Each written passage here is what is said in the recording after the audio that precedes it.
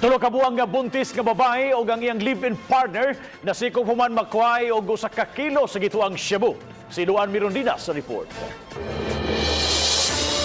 Mubalor sa 6.8 million pesos, kining 1.055 kilograms sa gituho ang shabu nga nasakmit sa mga sakop sa City Intelligence Branch sa Lapu-lapu City Police gikan sa 35 anyos nga kanhi OFW nga si Arcelia Tamarion.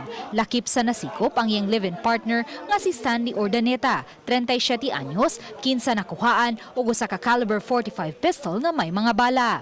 Si Stanley ang nagmaneho sa ilang giluwanang auto ug gikatahong mo'y mitunol sa butang ngadto sa pusher buyer. Samtang si Arcelia kinsa mo'y katransaksyon sa mga operatiba gitumbok nga usa ka high value target ug nalakip sa drugs watch list sa Regional Intelligence Division. Mato ni Police Lieutenant Colonel Mark Gifter Sukalit, pulos mga taga Tipadilla sila si Arcelia ug Stanley apan motagak sila og illegal nga drogas sa Metro Cebu ug mga silingang lungsod.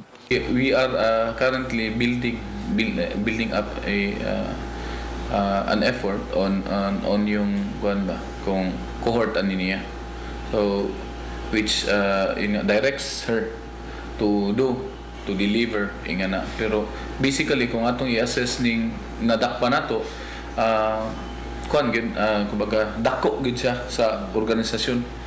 Nagdumili pagluwat og pamahayag si Stanley apan si Arcelia miangkong mirisgo siya pagsulod sa mong illegal nga kalihukan human siya mohunong og trabaho didto sa Malaysia. Di man sa kay kung fildo man god. Pati trabaho dito man bayan. Natigayon ang buy-bust operation sa sitio Mustang, Barangay Pusok, pasado alas 11 kagabi. Matod sa City Intelligence Branch, ang pagkasikop sa duha ka mga suspitsado magmatuod lang nga wala na mga dagkong drug personalities nga nagbase dinhi sa dakbayan sa Lapu-lapu, kundi mga personalities gikan sa mga silingan lungsod ug dakbayan nga magtagakan lang og supply dinhi sa dakbayan sa Lapu-lapu. Ang ilang supply ari gidala diri sa Lapu-lapu, no? No, ang atong mga users o mga gamitay diri sa Lapu-lapu tuwa nagkuha ining mga tawana.